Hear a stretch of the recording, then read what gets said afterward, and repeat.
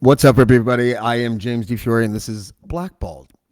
I met our guest today when I was doing the Dean Blundell podcast, and it was interesting because I wasn't a big radio guy when it came to rock and roll and things like that. Like I was, psychedelic Sunday kind of thing for me. So my breadth of DJ knowledge growing up was all aimed towards the hip hop guys, which were few and far between in Toronto at the time.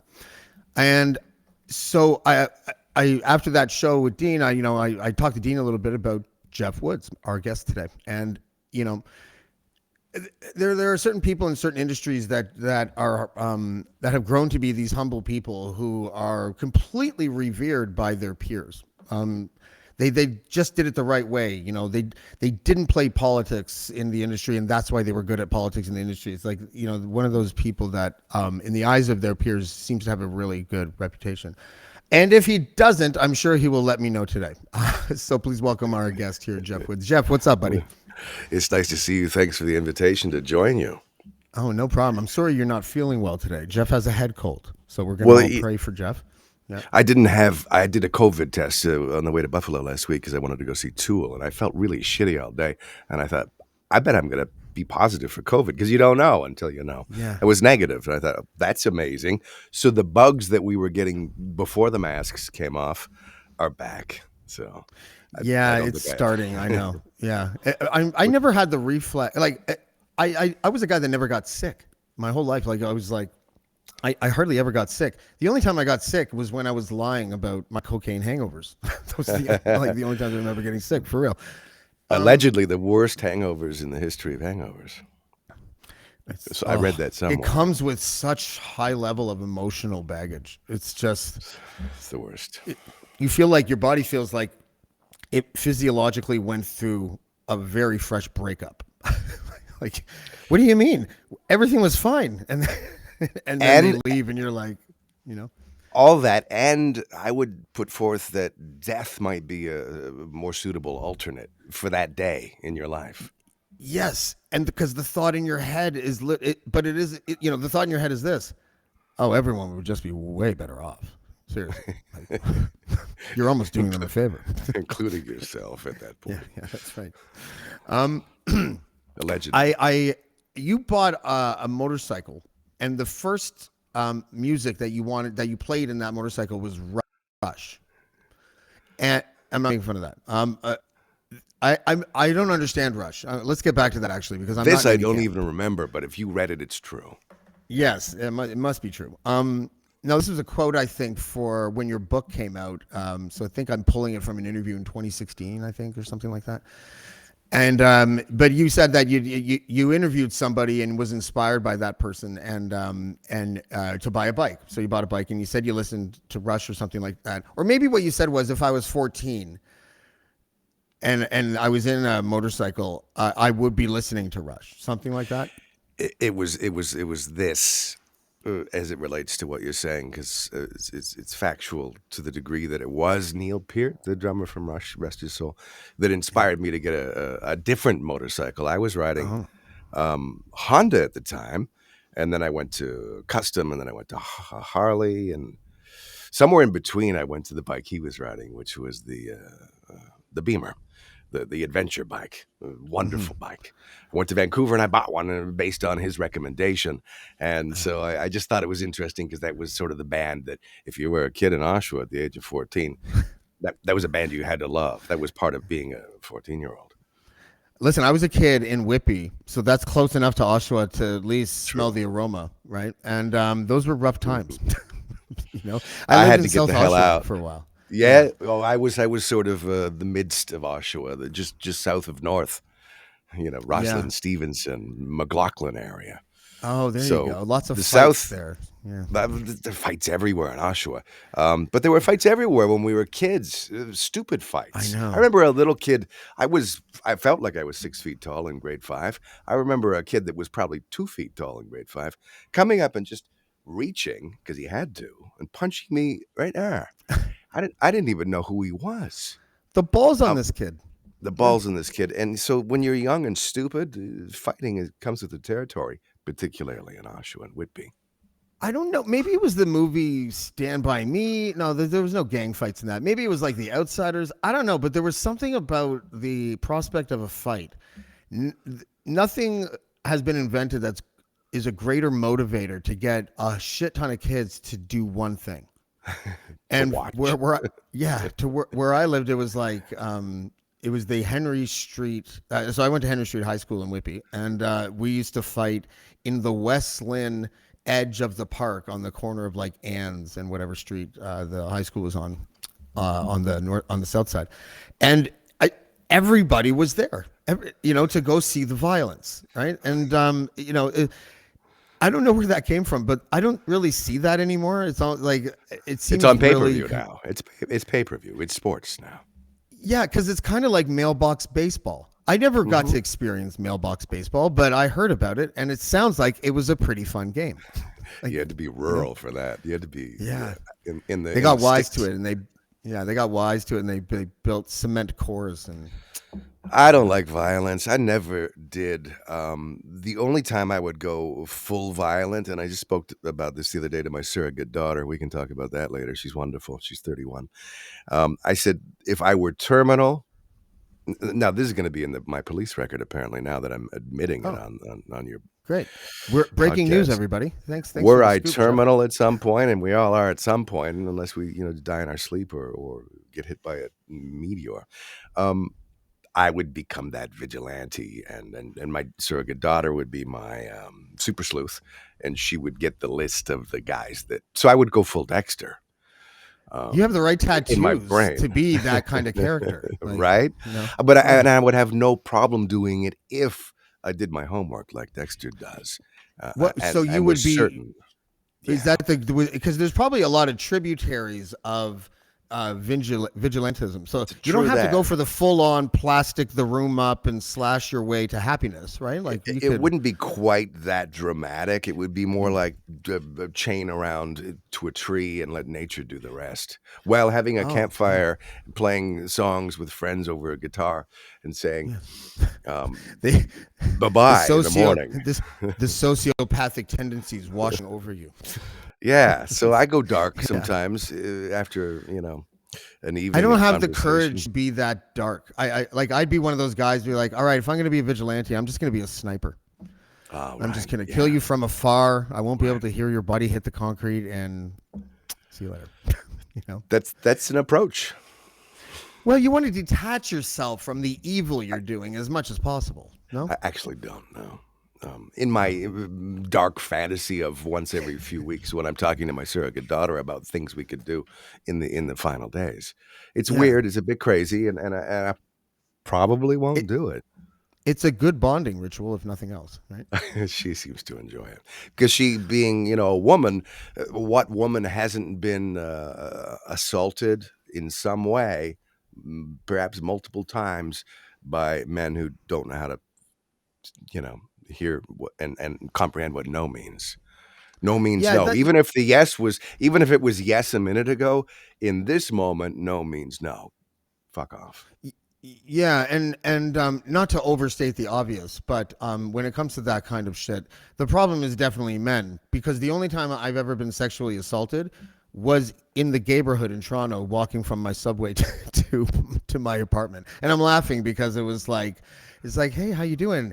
Cupping my balls for a second, and then like that, like y'all flamboyant and pranced away. And I was like, that was kind of funny, actually. Like, I don't really feel all that bad, but it goes to prove that men just can't be trusted. Really, at the end of the day. That and also that our sensibility about that is different, because A, it's man on man, and B, it's on the street, and C, there's so many reasons why you weren't highly offended. It's fantastic. You were amused, and it has become a good memory. Unlike, hold on a second, don't walk away yet. Let me just consider. No, I don't think so. But thank you for the offer. Yeah, it's kind of you. Kind of you to think that I'm worthy. Yeah. It's an interesting countercultural thing. I lived in I said that was like probably my favorite neighborhood to live in, though. The neighbors were nice, and I'm not like stereotyping at all. It's just like I've lived in several places in Toronto, And if I've lived in 40 apartments in my lifetime, which is probably not very far off from what I've lived in, I only knew my neighbors like 3 times. It's a weird city like that, the downtown. And when I lived like outside of like at Church and Wells, it was like Jarvis and Wellesley basically. And my neighbors would like bring over soup and like like there'd be flowers sometimes, and I was like, what the fuck? And you got to know them, and that was different about what I lovingly call the neighborhood, because it's my favorite neighborhood, and it's just really gay, so might as well call it the neighborhood.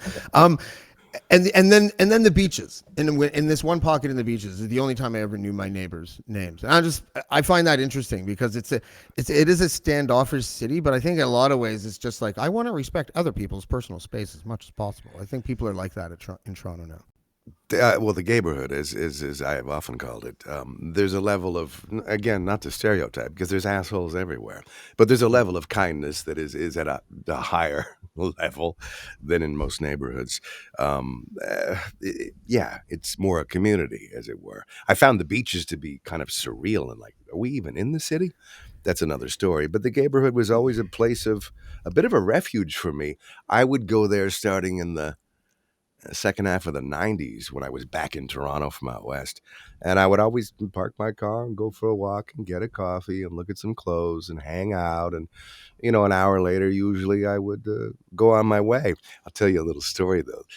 The the sense this woman, gay woman, lesbian woman, had of the neighborhood was very, this is our neighborhood. What are you doing here? She saw me as a heteronormal, man, and knew that I had a female partner. And so I saw her at a dinner party a week or two later, and wasn't thinking about the fact that I'd seen her in the neighborhood. And she goes, "Oh, I saw you on Church Street. What were you even doing there?" Having a coffee. Yeah. Do you have a problem with that? I never quite understood her position on that, or her Yeah. admonishment. Yeah, that's weird. Like, does she want like the vaccine passport for gay people or something? Like, Yeah, right. I should No, ask her look, someday. it's footage of me. Yeah, I only did it that one time, but this Yeah, is my ID at to one get time into in the. college. Yeah. No, it's a fun Listen, there was neighborhood. cocaine there. I can't, it's not my fault, right? Rodney's fault. I have a Um, feeling we'll come back to this subject. What else? I, oh, you know what? That's a good segue into this. Tell me.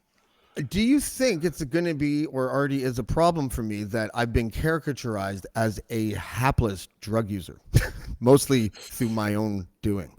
Um, Someone asked me that the other day. Why are you so Gosh, open wow. about your druggy past and stuff? And I was like, I'm open about it because it happened, and it happens to a lot of people, and I don't really see like it's not like getting caught pissing in like what did that guy do? Pissed in the coffee maker at work. Like I don't understand what the I That's did it yeah. to myself. Like I like we to have a think reflex. of Yeah, we have a reflex of shaming people in our culture now because of social media, and I think that's what people are really talking about, and they don't realize it.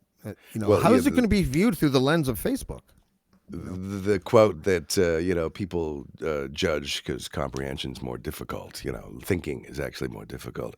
I like to think of you talking about drugs or me talking about alcohol or drugs as sort of a cautionary tale. It's a here's how I did it. Here's how you might be doing it. Here's how I did it differently. If this is of any help to you, then great. Glad to have helped. You know. Yeah, I'm. I don't know. I've changed so much in the last 2 years that I don't know who I am right now because I like to think that I'm generous, but I haven't seen anyone. So there's no Well, when the evidence of intention generosity.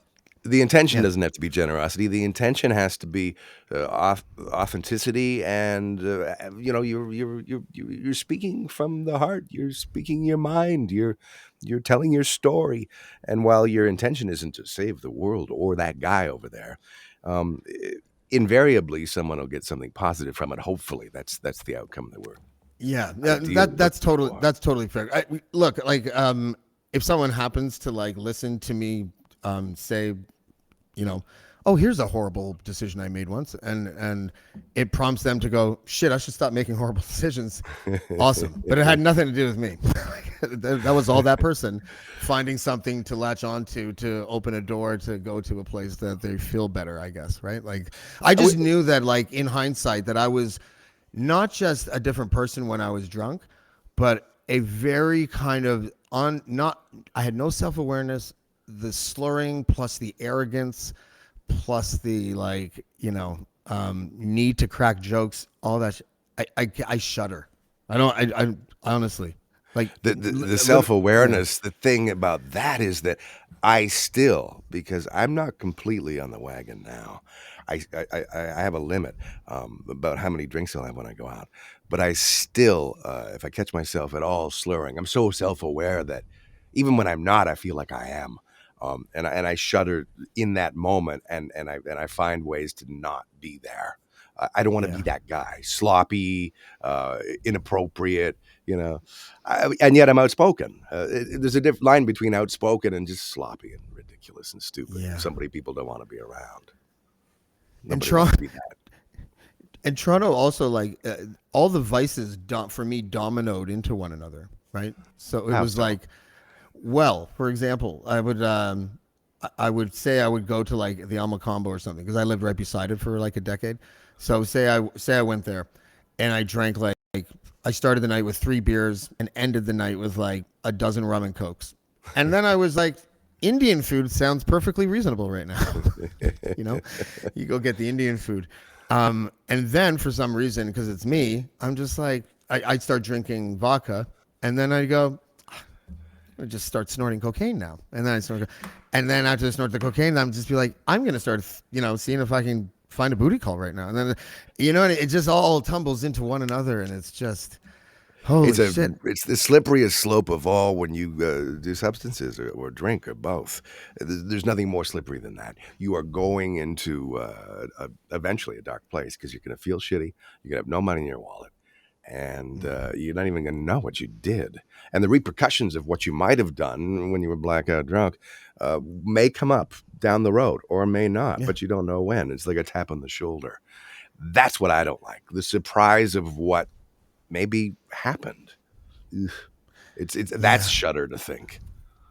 That's yeah. It's funny. it's it's it's odd not having self awareness of something that seems so painfully obvious to other people.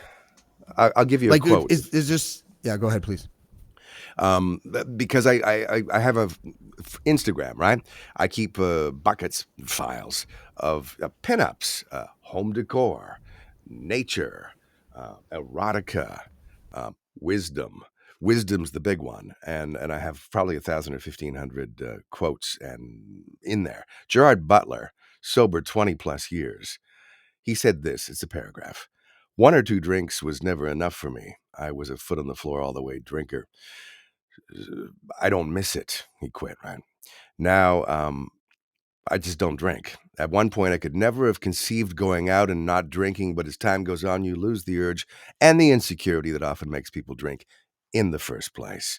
Gerard Butler. And that story is a million times over. And I love it when you focus on why you were drinking in the first place. And for me, it was to feel less insecure. It was to feel like part of the crowd. Oh, they're doing it and they seem really happy and inclusive in their conversation. And boy, she's really engaging. I'll go get a double rye and whatever the and then and then you do. It's like that cocaine high. You oh my God, I do feel good after the Yeah, first one. The second one, I still feel good. The third one, you look in the mirror at the public bathroom and you're like, what happened? Why do I look yeah, so a mess? And then, so what you should do is go home. What you do is you get another drink thinking that's somehow going to fix things. And then it's 3 yeah. a.m. and you're getting Indian food. Yeah, that cycle. Oh my god! Like it must have been so bad for our digestion, if nothing That else. too. You know?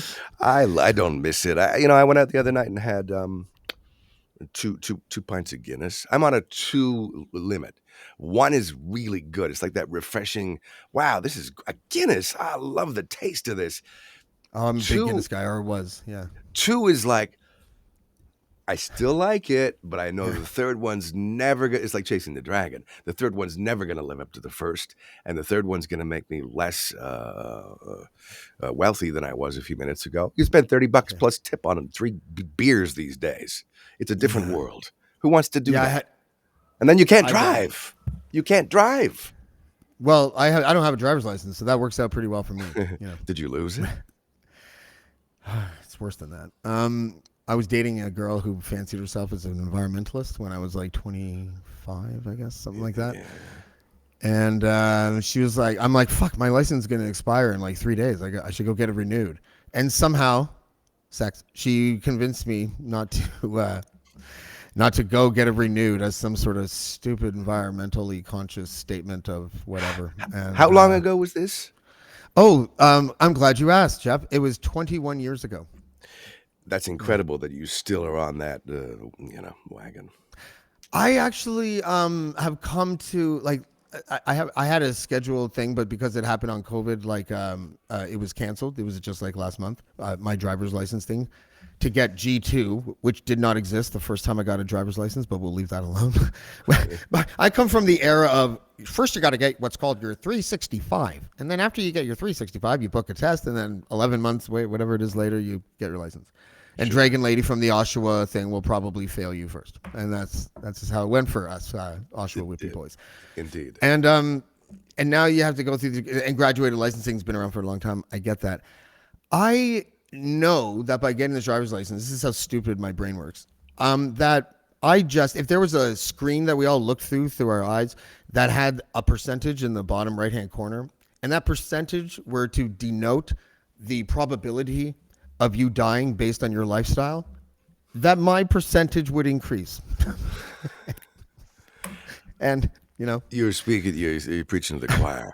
At the age of 14, 15, 16, till I left home, I would, just before going to sleep, with my big white pod-like headphones from the 70s on, probably a Jimi Hendrix record, I would say to myself, I was very aware of the fact that I may not wake up. This was, Bon Scott had died from drinking. John Bonham had just died from drinking. The list goes on and on and on. And I thought, it'll be a miracle if I wake up tomorrow because I'm so drunk in my bed. And, well, they threw up in their sleep, and that's how they died. What a way to go. But I thought that was my fate. And I've thought that off and on for the last 40 years. And I still thank, my lucky stars, as it were, that hasn't happened. But it happens frequently to so many people. And your number eventually comes up. So the probability of me dying has been massive my whole life for things like that. And, me too. Yeah. So you want to mitigate. I had a friend, actually. Yeah, Tell me. Sorry, I just quickly, I had a friend when I was still in high school. I guess I was like 16, 17.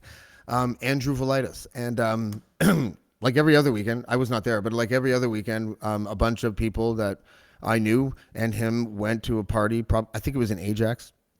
And it was in some suburb, and they were parked right beside a park, and they all were in the park hanging out just before they went to the party. And Andrew Velitis sat down on the park bench or whatever, and then just kind of like leaned over on his back and sort of had his head on the one rail, and it was like love seat length, so his big legs are hanging over the thing, and they left, and someone found him like 3.5 hours later, and he was already dead, Gone.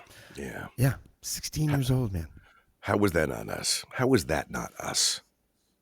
Yeah, it's another cautionary tale, really, though, because I do it far less often, but I still do it once in a while. I have too many drinks because you have 2, 3, 4, and having 15 is not out of the question because it's that slope. You don't suddenly have more reason. It's funny because alcohol is one of those weird things because I'm more of like the drug side for me was always they were all issues, but anyways, I used an abundance of drugs where I used a sort of moderate amount of alcohol, except when I binge drank, which was like 2-3 times a week. But the idea of like a culture so enamored with alcohol and so anti, and I'm not talking about hard drugs, but like psilocybin and marijuana for so long. it feels like society's like biggest problems are these contradictions that no one wants to ever explain. No one wants to explain why a guy who commits like maybe he committed tax fraud or something. I don't know. And I'm not talking white collar criminals. I'm talking about like some working stiff who ends up getting caught up in something that isn't illegal, but he totally fucked his taxes and yada yada, gets like a year in prison. But someone who molests a child gets a suspended sentence. We have all these contradictions in our society that no one wants to explain to us. And I think we're all roaming around confused, and we don't know who we are. And I think a lot of us drink and do drugs because of those things. You know. Certainly, that's part of it. Well, it goes back to Gerard Butler's insecurities. We shed most of them, thankfully, hopefully, as we get older. But some of them are hard to get rid of. The traumas of your childhood, as it were. There's a lot of talk right now, and let's not get into it. But that Putin is hasn't been to enough therapy to address and overcome the traumas of his childhood, whatever that was like. So he's a little fucking awful evil human being. But thankfully, we're not on that fast track to hell. We're just Yeah. getting in trouble and and drinking too much and spending too much money and losing brain cells and where we could be having more fun. I like to go out and have a near beer, Beck's or whatever the products are, or Yeah. or I like to have a soda. And I like to smoke a bit of weed. I really enjoy that, and then I can. Jeff, you don't have to say it like that anymore. I know, but that's almost like it's like, do you have to, Jeff? Do you always have to go out and be on some sort of substance? And the answer is no. But given the choice of this drinking crowd, and maybe having a quick hit on a one hitter, and then Oh just yeah. going and having fun and maintaining a conversation that isn't with slurring, for Yeah, and, example. and by the way, one of those substances, and I'll let everyone at home just ponder this for as long as it takes them, is far worse than the other. Like, it's not even close. Well, yeah, of You know? course, exactly. No, yeah, I don't know. I did grow up. I grew up with a lot of families a lot of people whose families were destroyed by alcohol. Still looking for that one guy whose family was destroyed by toking on Saturdays. Yeah, yeah, it doesn't You know? happen. It doesn't Yeah. happen. The world's totally different though than the one that we grew up in, and I enjoy being a part of a generation who can straddle the technological eureka moment of the internet and remembers what it was like before and after. Yeah. I have a romanticized version of the before, even though I feel like while living in the before, I desired this elusive after. You know? I'm really happy we're in the after, but yeah, it did, Bowie David Bowie more than anyone, early on in the 90s, as the internet was becoming, proliferating to the point that we were all having home computers. He was the one that seemed to articulate earliest among rock stars about how it was going to be the greatest thing on earth and the worst thing on earth. Oh Both of those wow. things were going to exist.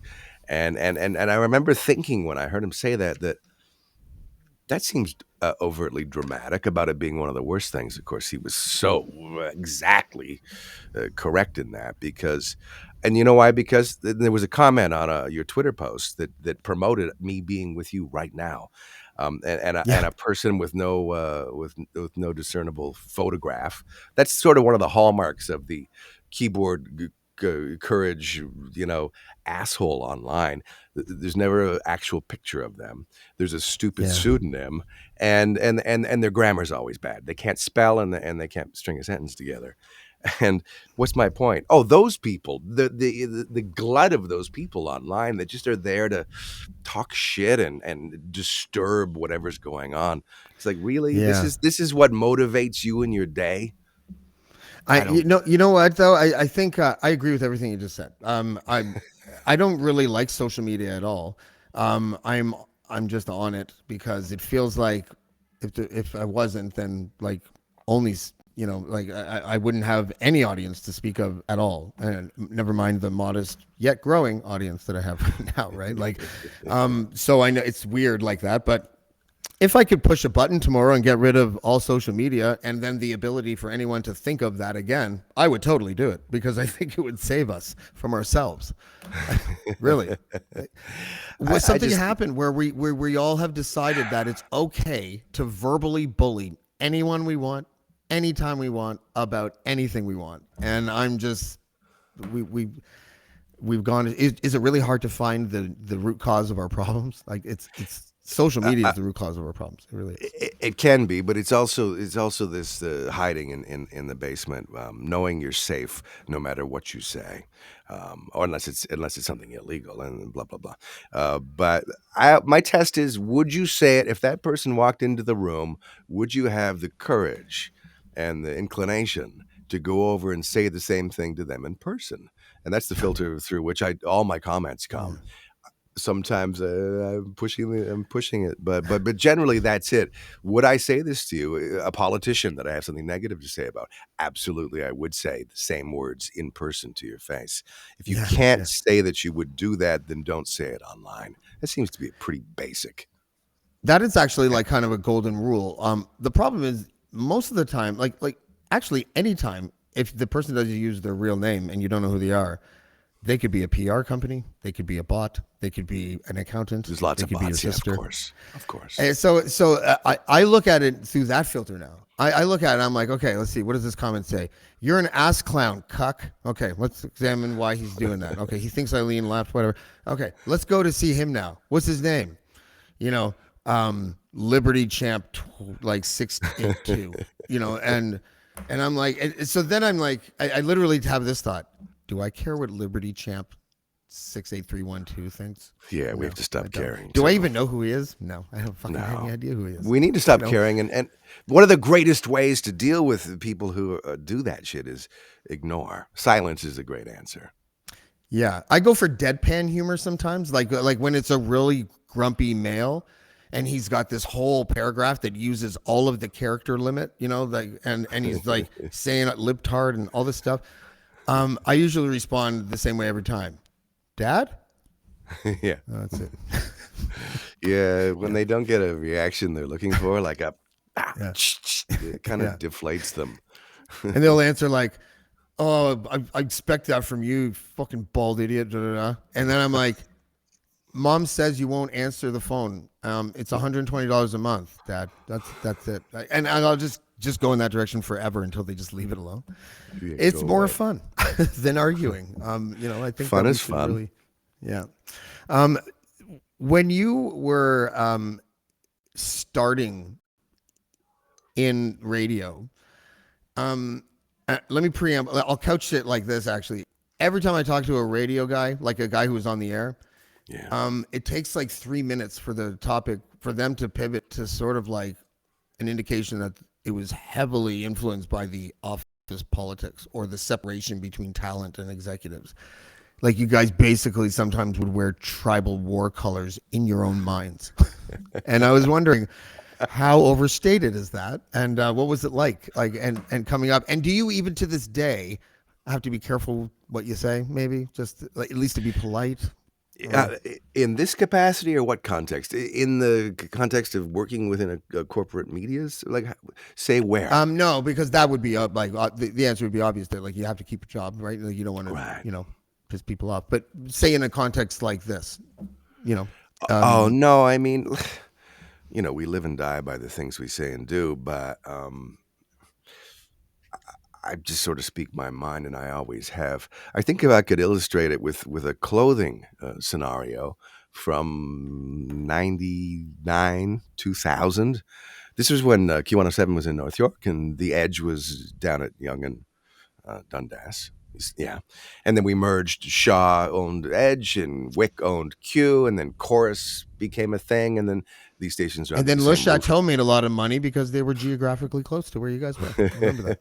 That's a good point. My Yeah. point is, uh, about clothing. So I'm in North York. I'm the assistant program director at Q107 and the music director. And I'm doing some shows. You know, I hadn't started my radio series yet, but I'm on the air doing like the Rock Report, different things, interviewing bands, Mm. and I'm wearing the same thing to work every day, sort of my uniform, particularly in non-winter months, which was flip flops, jeans, you know, not fancy jeans, forgive the expression, wife beater. What do you call that? An undershirt. Oh, it's a Um, wife beater. there it is. Yeah, yeah, Yeah, everyone knows that expression. It means nothing other than silly. uh, And yeah. that was what I wore. And people are like, "Oh, now that the chorus is here, and you want to rise up the ranks, are you gonna dress a little differently?" No one was actually saying that, but I could hear it Yeah. in my subconscious. The It little was guy it on my was it was shoulder. it was made clear in every once over that people laid Yeah. upon you. Yeah. So I'm like, no, it's a rock station. I'm not working for a middle of the road, you know, Montavani leaning. We're playing AC/DC and Led Zeppelin. So I'm not That's almost a changing, political response. That's hilarious. Like fight the power. Yeah. right? I was that guy. But I didn't change my uniform ever. When we were downtown, I started wearing actual T-shirts. So that was a big Oh, adjustment for me. wow. Sell out. Um, Jesus. right. But the point is, I got my jobs, I got my Yeah. promotions, and it's about how you make people feel. It's about your level of intellect, the level of knowledge and understanding, and are you going to drive the success of this radio station or this retail store? And if the answer is yes, then the tattoos and the wife beater, well, who cares? But So, there's many but you so, companies that do care. But I wasn't going to work for them. but you were That's able to sort of like survive in the industry and do very well as almost like a hybrid, right? Like you would kind of bounce Guess from so. front to the back of the house, for lack of a better description. Yeah, because I got into it for music. So I was in the music industry. I was in the record retail industry. I was in radio. Radio's still my first love. I love being on the radio and playing songs that might Mm, inspire or entertain someone, tell a little mm. story. To me, that's the most fun ever, is writing about it and playing it and saying it. But I was in kind of all. I wasn't just the radio guy, and I wasn't the music guy. I was kind of Mm. all a hybrid, to your point, and it was fun. And I get to do it, and I feel fortunate that I do. But I was never gonna pander to anything really, in order to keep a job or get a job, Yeah, that's a good rule of thumb.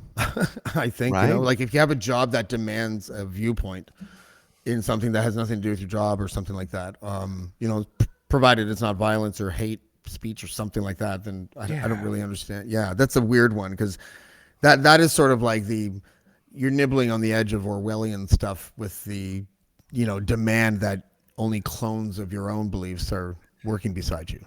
that, and you've reminded me of the stay in your lane crowd, which are all over social media. There's lots of those, like, who Yeah. gives a fuck what Bruce Springsteen has to say about Paula? I care what Bruce. Who are you gonna respect more than someone who's lived that long, been that successful, written that much meaningful prose, poetry, lyrical content, traveled the world, seen it all. Uh, been in this environment where he gets to meet everybody and experience everything, and I think he's probably got more wisdom than Jimmy in the basement. um Yeah, Pardon you the think? use of Jimmy, Yeah. Billy in the basement.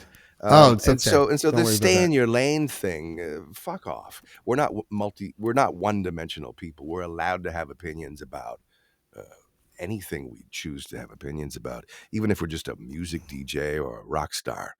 um, uh, why do we not want to hear the conflict in Ukraine? Everyone, everyone's got an entitlement to having an opinion. It's when you start quoting. It's when you start quoting opinions as facts that you get into trouble. Try not to do that. Yeah, I was thinking about that today, how I would approach interviewing you, to which I always Mm. come back to don't think too much, just have a conversation. That's like, and then I'm like, oh yeah. But the deep dive stuff was interesting to me because there was two things that I noticed. One of them was I felt that one of the consistent things that I like about your interviews is how generous you are with the person that you're talking to, and I think a lot of that has to do with the industry that they're in. And I'm just wondering if you even thought about your approach that much, or if you just sort of let it organically happen, or if there were any, because as a journalist, we have strategies of how we interview sources and things like that, because we're trying to extract information or get our hands on documents, and so we have this. It's a psychological game. Sometimes you're not lying to this person, but you are trying to present your case in such a way that they'll be like, yes, I'd love to give you all of the documents that sort of thing. But for artists, you want them to. Is the first barrier wanting them to not have a look on their face like, here we go, the same question, 100th time today. Right. That rarely, somehow that rarely happened to me. I mean, in the early days, I had no clue what I was doing. So you get thrown into it. I remember someone saying, tomorrow night I'm taking the evening off. Could you interview Tom Cochrane? He's coming with his new album, his debut sort of post-Red Rider, the one with Boy Inside the Man. And I was 21 and I was scared. And I thought, I don't know anything about interviewing anyone. And it was an hour live where you have to play the songs, talk to the guy. And I felt like this is the biggest challenge of my life at that point as a broadcaster. And it went really well because he was legitimately a good guy, right? So that set a tone for my future. I'm like, I can breathe now. The next one, I won't feel quite so nervous. If I'd gotten a real prick on the first one, it may have been anyone's guess how it would have gone after that. But he's a sweetheart, and what I understood from that meeting was that rock stars. I mean, he wasn't the biggest rock star in the world, but to me, he was a pretty major name. Yeah. They're just people too, and this sounds so obvious and so cliche. They're just rock stars. They're just people too, but they are just people, and if you treat them with kindness and respect, and they can see that in you, they're going to hopefully treat you the same way. So most times in the first 60 seconds that I am with them in a room or with them live, I try to let them know in the things that I choose to say to them and in the way that I choose to say it, that I'm there for them. I'm not there to combat them. This isn't me against you. This is me and you. We're going to talk about, oh God, you have a new record. This is great. Congratulations. It can be that simple, right? It's not like, so it's taken you a long time to bring a new record. No, it's, hey, congrats on the new record. I really like this song or that song. Yeah. And what way, that's how we talk to our kids and our spouses and our friends. We don't have to get all technical about it. Yeah, no, that's but what I do. It's not even generous, is it? It's more like it seems generous when we live in this world of media combative stuff where I'm going to take you down. But we're not talking politics. We're talking songs. It's a pretty gentle playground in which I've thrived. And despite it being gentle, there is still a lesson that media can learn from that kind of approach to any interview in a way. That's why, like, and I don't want to get into this person and their beliefs, but like the reason why, actually, I don't even have to mention this person. The reason why long form podcasts are so popular is because people feel like when they see someone that they enjoy their work, whether it's music or movies or whatever, on Entertainment Tonight, literally, they're just there, like saying whatever the figment of the PR person's imagination was that morning. that's what they're communicating. Sound bites, but what exactly? But boilerplate sound bites. And when they go to a podcast, and it absolutely has everything to do with the ad model of archaic. I'm not trying to be mean to people in radio, but like archaic technology, which is what I would call it from a standpoint. The archaicness of it has nothing to do with the technology and how it delivers content, but everything to do with these obstacles known as advertisements. Like they impact everything because they have to be done at this time and that time. And like when I found out that singles were 3 minutes or 3:30 at the most, and that had everything to do with the timing of radio, I was like, well, that's fucked up. You know what I mean?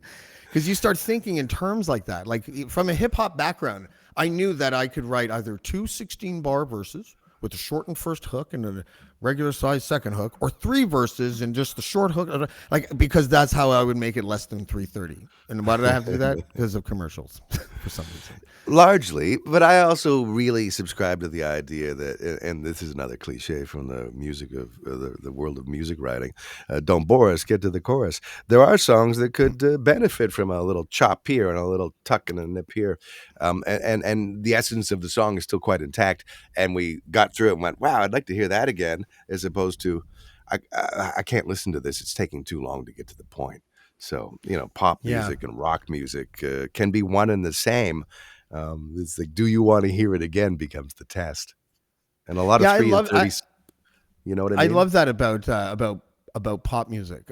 Is that you go through your relationships with pop music is complex. It's like having a long-term on again, off again romance, because the 80s, really, the 80s were like, well, what the fuck is this shit? This is crazy bad. Like, is it always going to, what is with those synthesizers? Why is this happening? Like, it was so bad. Although, what's crazy about that is at the time I was so rooted like you were in the suburbs, and it was Rush and it was Black Sabbath and it was Deep Purple and it was all these, macho rock bands, cock rock as we called it. And then the 80s came and we're like, hey, what is this new romantic keyboard music? It's not for me because I didn't come from it. But now when I hear a tune by Level 42 or Talk Talk, it's pretty great. I don't just hear synth. I hear incredible harmony and I hear incredible production and I hear all the things that made it a hit then, and I appreciate it now because I've shed all of that. Gay people are bad. Black Sabbath is the coolest band on earth, and anything else is not cool. Because With gay people are bad, like a staple in the and pardon me for this Yeah. disparaging label, but when I was Please. a kid, I grew up. I grew up in the 80s. Like I started going to high school in 1990, so I was like that generation. We called the people who liked metal and rock and roll and all that. We called them skids, right? That was what they were. Oh, did you? Yeah, we were just metalheads. Yeah.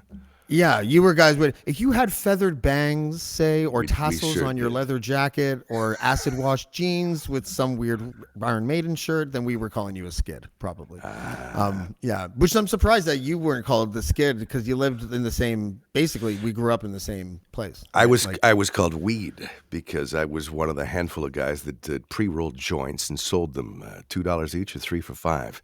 That was my gig in high school. Beyond doing fairly well in class until about grade 10, 11 when I was tanked, and then resurfaced later and did quite well when I realized this is no kind of life. You're not going to be Weed at 52 years old. But that was what I was called, Weed. I'm sure somebody probably called me a skid along yeah, the way. no, it probably was me. No, let's be honest. Like, But the number one thing when I can remember this so clearly and not having any understanding of my own sexuality at 8 years old. I didn't even know what sexuality meant at 8 years old. No one did in our generation. But the number one thing that boys said to boys, it would become, oh, you're gay. That was the thing. We didn't even know what gay meant, but everyone was gay.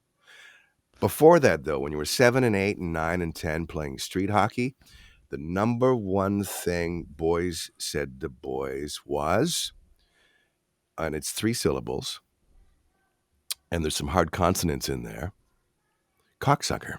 Everyone was a cocksucker. Everyone. And it's still used. I catch myself using it in my car alone in traffic all the time. I'm always yelling out that word. And I know that it has nothing to do with the act of that.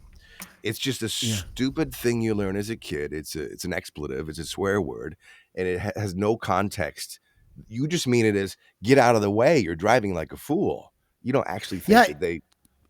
It's a malleable word, though. Let's be honest, because what the adult film industry did to that word, it can be it could be a mafia insult. These fucking cocksuckers! I'm gonna get video over there, and we're gonna, or oh, he's such a good little cocksucker. Like seriously, that's what turns people on. So all those homophobic 8-year-olds are probably now wondering, why do I like that word so much now? Like I don't understand. I called Jeff Woods that every day when we played hockey for years, and now I want my wife to say it while she talks about having sex with the bartender. So Right. Well, it's another form of the N word, which we're not going to go down that road. But it's another form of that. Everyone used it stupidly and foolishly, and the context was rarely what it was intended to be. It was just another dumb guy word. And I to which I say, I bet you've thought about sucking cock yourself, and if you're going to say, "Oh no, not me," I'm like, "You're a liar. Everyone's thought of it. yeah, you're a Everyone's liar. thought Because of if it." you did, you would realize the benefits of thinking about it. Not Like I only like that, yeah, I like putting people in their uncomfortable spot. I am not uncomfortable saying pretty much anything, as you can probably tell. Like I don't, yeah, it doesn't matter to same. me. But the people that really have like a homophobic core, like that's almost part of their branding of their identity. I really enjoyed trolling them a little bit. I'm gonna let it out of the bag because it's too late now, and I'm just gonna release it as a spoof track. But I have an alter ego rapper that I created for the especially white supremacist ish convoy people, and his rapper name is Pat Riot, because if he gets into a squeeze, he becomes the patriot. Right?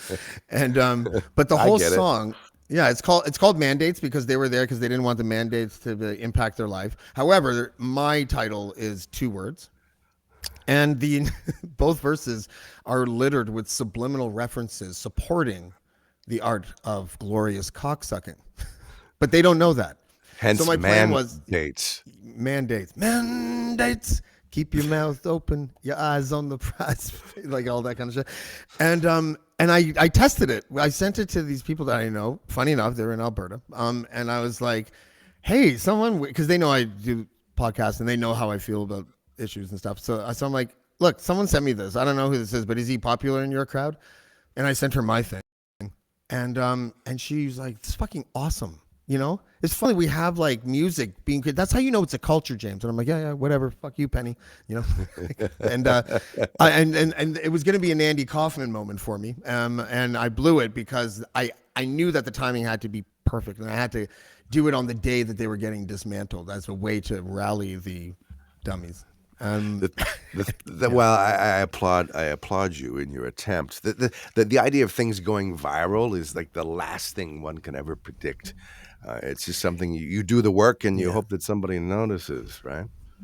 Well, what I get, I never actually try to make things go viral. Usually the No, thought process is like you this. can't. You know what sucks? I don't know how to make things go viral.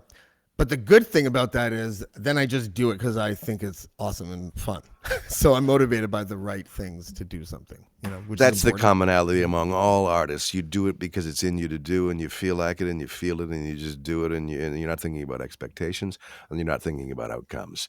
But in this world of online, sometimes things do blow up, and you're like, "Wow, that's so good." No, it's pretty good.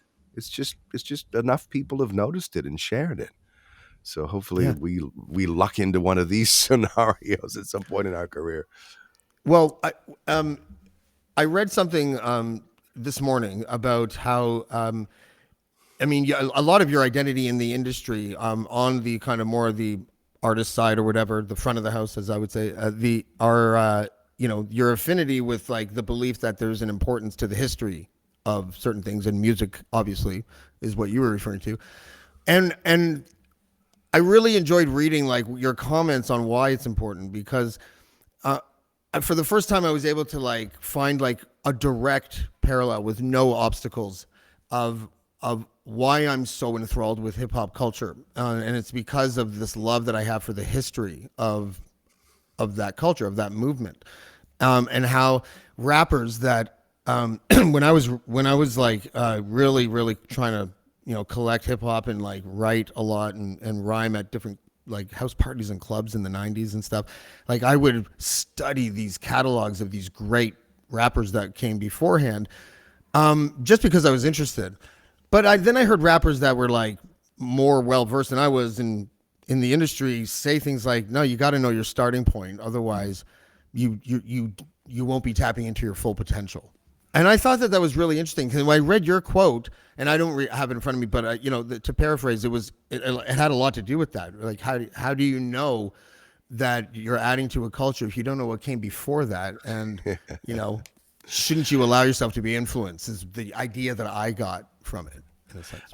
I like that, and I just believe that you have to swim way back to the beginning of field haulers and songs that were sung because I'm in the stinking heat on a chain gang, or I'm picking cotton, and this is a long day, and I'm not Yeah, really making any money, and life isn't that great, but here I am outside, and we all start singing field haulers. We all start singing songs, and then we use guitars and we become blues musicians, and we tell our stories in that way. And that leads us eventually to the Beatles. That leads us eventually to yeah, the hip hop culture you speak of. And I'm voracious in my appetite for all of it. I don't care the genre. I like to say, I did steal it, untethered by genre or era. Because mm, stories are told with a bit of a different complexion, or a different face, or a different voice, or a different instrument, or a different collective, but they're still just stories, right? They yeah, sound a little different, but at the end of the day, it's a human story that's being projected. I want to know the history of absolutely all of it, from Bill Monroe, from bluegrass music through to Chuck D, who I still follow vehemently, through to Rage Against the Machine, political mm, Tom Morello and Zach, back to doo wop, and back to the stuff that predated the Beatles. All of yeah, it is just stories with a different sound. And to yeah, me, digging into absolutely everything gives you the ability to walk into a room with Robert Plant and have a meaningful conversation, because he senses somehow that you're not just the radio guy that wants to know who he's dating. Because yeah, I don't want to know yeah. that. Right. Why are you leaning into me with your breast pocket? What's that about? Um, and actually, in the construct of hip hop itself is like history because, and it was really controversial when sampling became popular. I think it was misunderstood. I also think that the It was greatest totally homage, misunderstood. Come on. yeah, It was so and the great. misunderstood. Right. The greatest Oh, homage that you can give as a poor individual, because it was literally, it sprang from poverty. Like this genre, the entire genre of music sprang from like this despair. And so in order to get, the sound that they wanted, they wanted to emulate the break of the album on like these like Apache, that like that kind of stuff, right? Like they wanted to be able to just loop that on the turntable, and then they wanted to make their own, and they ingeniously decided that they would take sections of horns from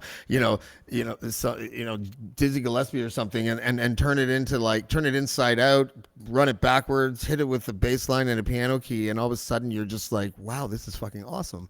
it sounds That is a so. homage, you know? It's totally an homage to what came before. It's also a way to be creatively cheap, and I love it all. I Mm, absolutely love it all. And then artists like not hip hop, Beck would yeah. do that famously, and so many, and it's just interesting to me the complexion of it. It's Yeah. fun. The complexion What? also has a couple of warts. Like if you could go back in Tell time me. and just talk to the lawyers from the Verve and just be like, look, when you go in there with the Rolling Stones, make sure they're clear that you want to use what they sold you. So That was a shit show, wasn't it? That I was just that. like, if you're the Rolling Stones, aren't you just like this? Like, imagine making this decision. Let's see, we're worth about $2 billion right now. It's what are they worth? Oh, heroin junkie. Oh, well, we'd be doing him a favor by not giving. Let's sue But the but the law. Stones, Like, dude, the Stone, eh, no, the Stones didn't own it. It was never even Stones music per se. It was a sample from a Stones song that was used yeah, by Lou Oldham that I think Alan Klein ended up owning, and yeah. No one then on the they Stones even right. were playing at the No, time. but Yeah, but credit to the Stones, they gave the royalties for Bittersweet Symphony to the Verve once the dust settled. They're like, yeah. here, Once what you the did with profits were made. right? But it They was didn't that go it was back. They didn't retroactively pay them, did they? That would have been a gesture, um you know. you're probably right, but it doesn't really matter. But it was Maybe they the saved stuff that that guy's happened, and life. You know. what a great song, though, right? Uh, Richard see. That's one of those Ashcroft. I pop mean, that was a songs. That's brilliant, yeah. brilliant pop song. I mean, I listened to it yesterday, oddly, Yeah. because I wanted to think more about how much of uh, the substance of that song was that sample.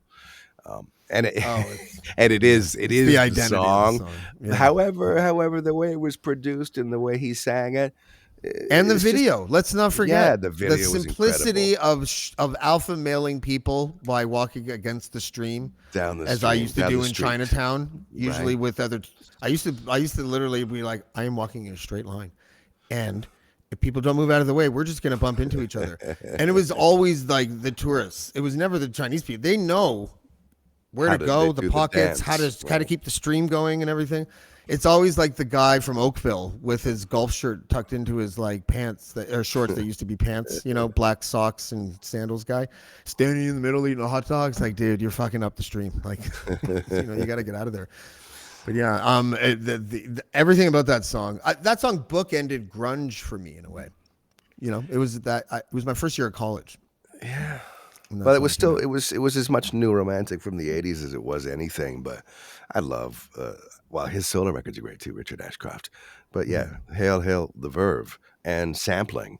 Or you could have been Led Zeppelin, who didn't sample anybody. They just stole the actual words and music and used bigger yeah. amplifiers. And their attitude was, we'll see, because no one comes after you until you're successful. If those records didn't sell, nobody would have had anything bad to say about them, but they sold. Was there any truth to the thing? Like I read something that said that like there are certain folk songs, for example, where the ownership would be almost impossible to figure out because like you know these are like songs that get handed down and handed down. They're almost cultural in a sense. Like was there anything like that, or was that just a good PR boilerplate statement to leak by Well, for Led Zeppelin? example, there's a lot of stuff that Zeppelin and a lot of bands did that was public domain, that was either traditional and no one knew exactly who wrote it, but it was so long ago that no one's quite sure. It was most often when Bert Jansch, for example, did Blackwater's side, and it became a Zeppelin tune that sounded exactly like that. The way Jimmy picked the guitar, it's effectively Bert Jansch's version of a traditional song, and it's as close as you can get when you go from A to B. But Bert never got noted in the credits. Bert wasn't making money off of that Zeppelin sale, and was he bitter? Probably. Did he come out and say he was bitter? Not really. He would be more sarcastic about how, yeah, his Led Zeppelin song. That happened more often Yeah. than not. You're taking something that's traditional. You're fine. You can do whatever you want with it. But taking something that's traditional that's become something very specific, like Black Mountain Side, Black Water Yeah. Side, and you're ripping off somebody that's still alive, for example. And Jimmy was good at that. Let's face it. Zeppelin were great at that. They ended up paying a lot of money, as they should, for having Oh, taken did all of they? these blues. Oh yeah, Oh, that I one didn't know no. that. That one not in No. particular, but no, there were so many lawsuits. It came from the Willie Dixon songbook largely. People in that camp recording for Chess and various other labels. Like, That Zeppelin had to pay.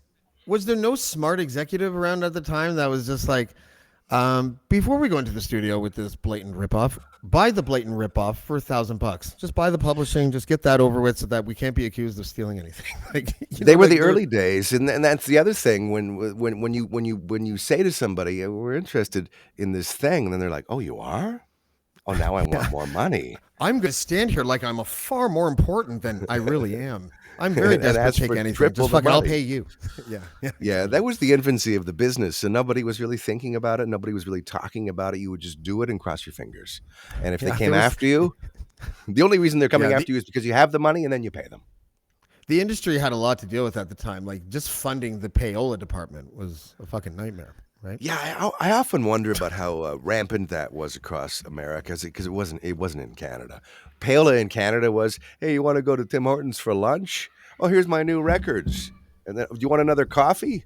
And Yeah. then you weren't playing the new whatever the name of the band was based on the fact that they gave you Tim Hortons lunch. It wasn't Yeah. cocaine and it wasn't cash like Hmm. people were accused of in the U.S. Like Alan Freed, who died penniless and depressed because he Huh. got caught up in it. Right?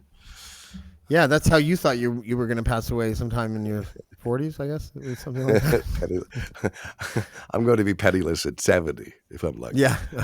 I I Spend it I all and am then exit. I've always been penniless. It's so funny. I don't really care about talking about money, mostly because I've never really had any. So I don't care. But I don't think I think I've only topped 50 grand a year once in my life. Most of the time it's like 10 to $15,000 a year because for some reason I convinced myself long ago that if I keep doing what I love, my life It will will lead come. to the exact path that I need to go down. Even if that path remains penniless for the rest of my life, it was still the right path, I guess, right? I'm with you. Here's what I believe. You're sitting in a nice room. You have food in the fridge. You have a roof over your head. You don't drive, but that's another story. Um, Life's pretty good. We have medical attention as required. We have our health, thankfully, still, knock on wood. But the roof and the indoor plumbing and the food in the fridge, that's pretty good. Those fixed costs are covered. The Yeah. money that takes us to buy a yacht, or the money that takes us on a 3 week vacation to the Mayan Riviera next month, it's not happening for me, and it's not happening for you. Yeah. But that's I don't okay. want that. I don't I don't need it. like you've probably I don't know like I'm certain that you found yourself in situations in your life where you have been in the presence of a billionaire or someone Yeah. who is just yeah. I I found the time. A friend of mine is the black sheep of a billionaire family, like literally the black sheep. He is the guy When you that say needs to get literally a bailed black out. sheep, he's like a sheep that happens to be black. So Yeah, I use the word not quite. Not. literally in a way that literally doesn't make any sense. Thank you. Carry Right? on. Yeah. So, figuratively, this man, no, he is the black sheep of this family. He needs to get bailed out every 5 years. Not bailed out of prison, although that's happened once or twice. But like out of his situation, Sure. maybe to go to rehab, maybe for something else, whatever. And I went to their compound in Florida, and I was like, I couldn't believe not only how big this place. It was like 50,000 square feet or something. So not only was it enormous and just needlessly adorned with things that I guess they think represent something. I don't know. But Well, the wealth people and that, opulence, right? yeah, and the people that lived there carried themselves in such a way where they were almost saying to you with their eyes, "Why must I be in the presence of? I'm sorry. Who are you?" Like, all, it was unbearably uncomfortable, and I was like, I would so rather be the black sheep of your family than part of your family that isn't the black sheep because they are soulless monsters. Like it was like I had an answer to that question that art does imitate life because you know you see the exaggerated characters on movies, the real life ones are just as exaggerated. It's amazing to see up Mr. close. Burns Yeah. from Simpsons. But my experience is such that I've known a lot of people with a lot of money, and most of them are pretty sweet, and they got there. They got there and they settled there. As decent, empathetic, compassionate, kind, music loving souls that you want to hang out with. That's my experience with people with money. I was in Europe a few years ago, and I was hanging out with nothing but money people, and they were all as sweet and kind as anyone you'd want to hang out with. And money was never a subject of conversation. It was usually music and food, and uh, outdoor activities like, hey, we're going to go Yeah. tomorrow and to the beach and do this thing. And it was never about the money, and they were just calm and cool and fun to be around. So yeah. There must be a great eureka moment for some self-made people who, after they become really wealthy, they have that moment where they're like, "Oh my god, I can change the lives of people." Oh Like that gosh, would to those me be people. the most Yeah. rewarding part Yeah. of having a lot of money. Would be like, I'm gonna walk around instead of like Bumpy Johnson. the gangster in Harlem would throw turkeys from the back of his van because apparently that was classy back then or something, right? But Or imagine Melinda walking. Gates on another level, Yeah, right? exactly, right. But Giving it'd be away 100 fun. billion. It would be fun to walk around like inner city schools and find really like holy shit that fucking 13-year-old can dunk already and wow he's like like killing it and I'm going to buy him an NBA trainer right now and I'm going to make sure he can get into the NBA or maybe another inner city kid is a like you think he might be a musical genius so you find out by giving that kid the opportunity to see if he can extract his genius. That would be the most like I can't even think of anything I would rather do like than something like that because I think it has a lot to do with the fact that I like to control things, but but also that synchronicity you're kind of creating out of thin air is really I don't know it's interesting. You reminded me of a story that I read yesterday online about how Was it an devastated. erotica story? Was it? No, oddly not. It was a woman writing about her friend and how devastated he was because he had the ability to buy. I don't know if it was a bicycle. No, it was a sleeping bag. Here it is.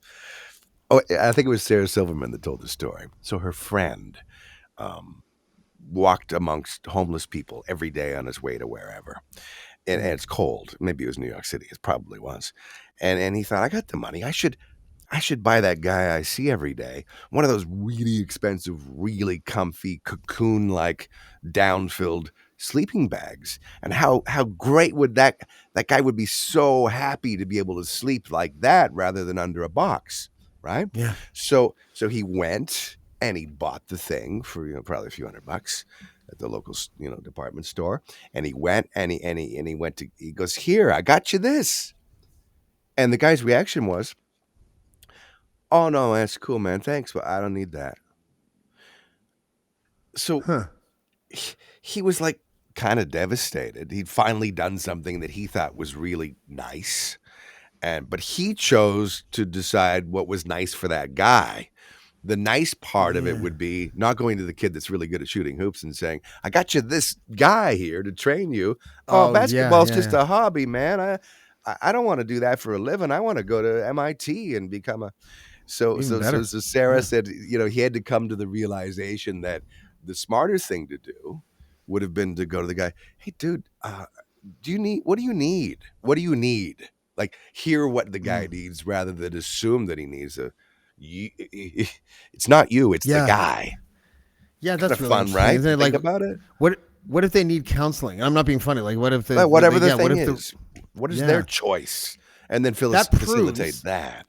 Yeah. that proves that people that buy random sleeping bags or fantasize about giving away random scholarships are really doing it for themselves, There. probably, right? Like, That's exactly what it is. Yeah. Your just turns dream out is that not I'm not good enough as a human being to be generous quite yet, but I will. I will work on that.